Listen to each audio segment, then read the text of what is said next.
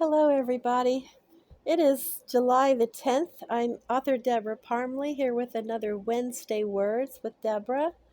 I skipped last week because it fell on July the 3rd and there was just so much going on.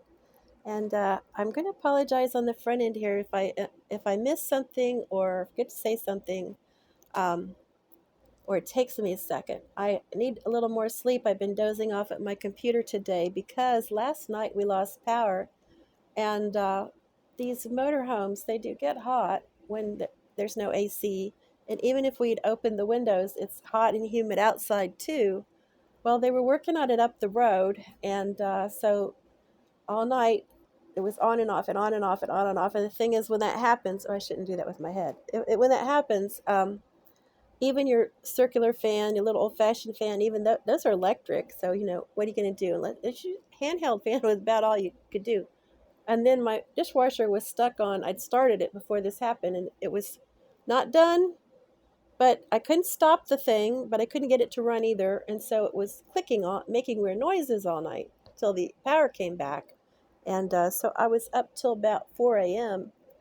Uh, I decided since I can't sleep anyway, I just work on something. So I worked on another change of scenery revisions. I did that till 4. And then I finally got to sleep when I got the power back on. And then I slept till 11, but it wasn't a good sleep. So I've been a little dozy today. We are exhausted when you're typing away and you just kind of go, ugh. And you wake up and your head's there and you're like, oh, wait, I'm tired. Clearly I'm tired. So, but I'll catch you up this week on the Wednesday words and hopefully not skip any more weeks. So, um, let's see. Last time I talked to you, I was working on my website, and yes, so I've got a new section in there. It's career highlights, which I saw on a couple other authors' websites, and thought, oh, that's a good idea. And also, having a stroke last summer, it makes you think about things you don't maybe think about otherwise, like what you leave behind for your children, etc. Um, and how would someone write an obituary for me when they don't even have the data? Now the data's lined up. Here are the things that I've accomplished in my writing career, and it's helpful for anyone doing an interview with me or wanting to write anything, about my history or whatever, just to see what I've done. And it's kind of nice to be able to look at it myself and go, "Oh yeah, that's right, I did that." So I kind of had to look through my notes of I've been at this for more than a minute, all this writing, um, and writing in so many different genres and different kinds of awards and bestsellers and stuff like that. So anyway, that's on the website now. I have sections now. I have a section for readers. I have a section for writers. I have a section for librarians. I have a section for booksellers. And I thought each of these need a different page for them because we're not one size fits all cookie cutter people. And so I wanted to have a page. Are you a librarian? Here, this page is for you. Are you a bookseller? Here, this page is for you. Are you a reader? Here, this page is for you. Are you an author, writer? Here, this page is for you. And I just felt like I want to not just put my books on this site. I want to share things and help and share what I know and things that might be helpful. And um, that's how you have uh, community and communication. And that's how I do things anyway. I do that off of the internet, so why not do that on the internet on my website? Why not? So that's what I've done. Um, let's see. On the 30th, I was on a Go Indie Now panel. Let's see, what was the topic? Good grief, my brain is tired. Go Indie Now. I have the videos on YouTube. I have a special section for all the Go Indie Now things I've done. So I can put that in the link. Goodness, I can't remember what the topic was. You can tell how tired I am. Okay, so moving on. On the 1st and 2nd, we went to Virginia Beach. My husband had an appointment at the VA over there, and so he had an 8 a.m. appointment, and it's like 5.5 hours from here. So we decided to spend the night. So we went over earlier on the day before, and so we were able to have a nice dinner and just kind of look around. And then the day after, we got a late checkout, so he finished his appointment and he came back to the hotel, and we were able to go sit on the beach for 30 minutes. And I have not sat on a beach on the sand for 2 years. And I can't tell you how wonderful that felt. It was wonderful.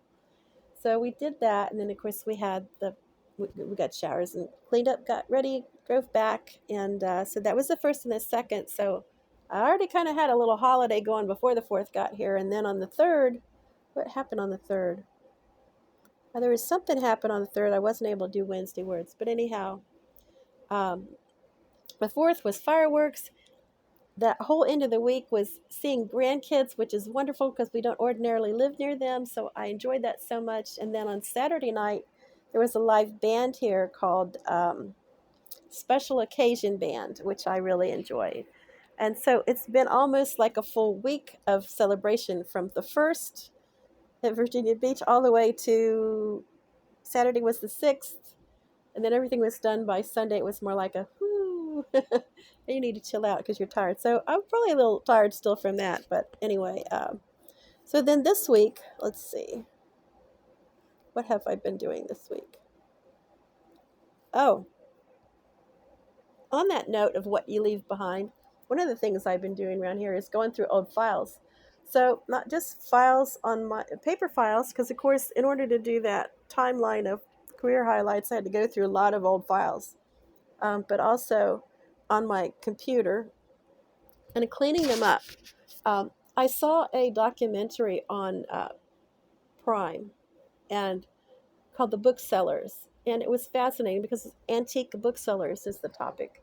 And one of the things that caught my eye and my ear was the papers of an author and how those can go to auction, and those can be auctioned for a sizable amount of money, but also that someone must come in and determine what exactly is there. What do we do with these things? What are these things? And I thought, well, that kind of goes hand in hand with what I've been doing here, because I can't imagine my husband or sons going through all my papers and trying to figure this stuff out. So it's on me to do that, and then me to organize it better and categorize it. And so I can leave behind what is this? Somebody could look at it and go, oh, that's what that is. Oh. So I've been doing a lot of cleaning up. I had kept, and authors can be paper pack rats, but there's usually a reason for that. So in the case of the poetry book I put out this year, those poems are not in a computer somewhere. They're on paper in a file. I have enough for a third anthology, which I will get to eventually. But I have the second anthology out, which meant that those 61 poems that are in the book don't have to be in a file saved somewhere. Of course, now they're in the computer in the Word document that made the book, but I don't have to keep piles of papers in here about that. I have kept every single program and piece of paper from every single author event I have ever been to, from the RT conventions to RWA conventions and other smaller conventions, and in weekend with the authors in Nashville and RNC in Las Vegas, and the list goes on. Well, you have this huge bunch of papers in this box. And I started looking through that, going with the same thing. My kids will just be like, what? Like, Mother, what is all this stuff, right? So I got scissors out, and what I did was I went through and I cut out anything I would have put in a scrapbook to keep for myself. Like, when I get old and I can't remember stuff anymore, nice to look at it. And I thought, well, I'll just start by cutting out those things and we'll weed it down. So I filled half a trash can with the rest of the stuff 2 days in a row, did that.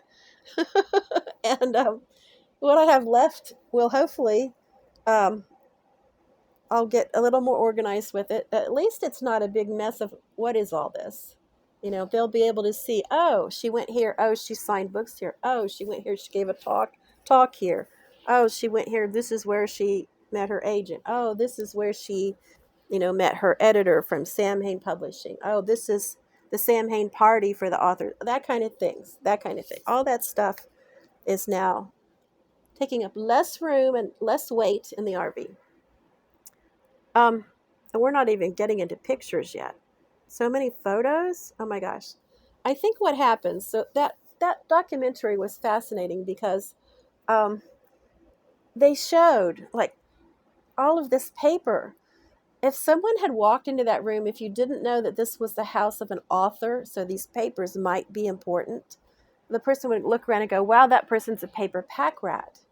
That's how it appears to people who are not authors. I can understand that. So having them organized makes it less of a just piles of papers. And, we can weed out the papers that we don't need, because clearly I don't need everything. But I'm working on that. A friend asked me if I'm going to be writing my memoir as far as my life as a writer. And I hadn't really thought about it before much, but I started out back before indies, and my route was a traditional route. It was hard.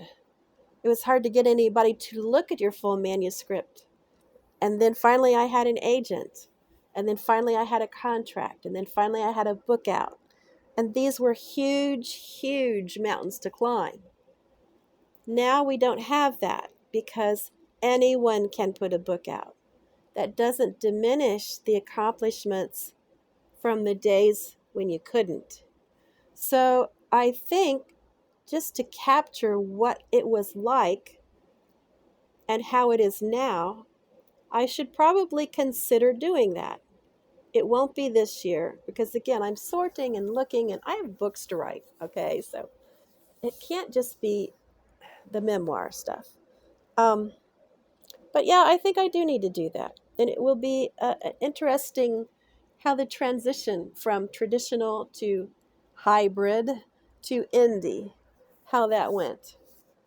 Because new authors today, they will never experience what I experienced. They won't know what it's like unless I tell them. And if for no other reason, I'll leave it behind for my children and grandchildren. So there's a lot of reasons to write books and tell our stories. Not everything is about telling a fun story to entertain the reader and making money. Not every book is about that. And that's as it should be. I would like to do all the things. And I'd like to do all the things because I'm a Gemini who enjoys juggling and doing all the things. And I share a birthday with Prince, so that shouldn't surprise you. The next book coming out will be Another Change of Scenery. It is set to release on July the 16th.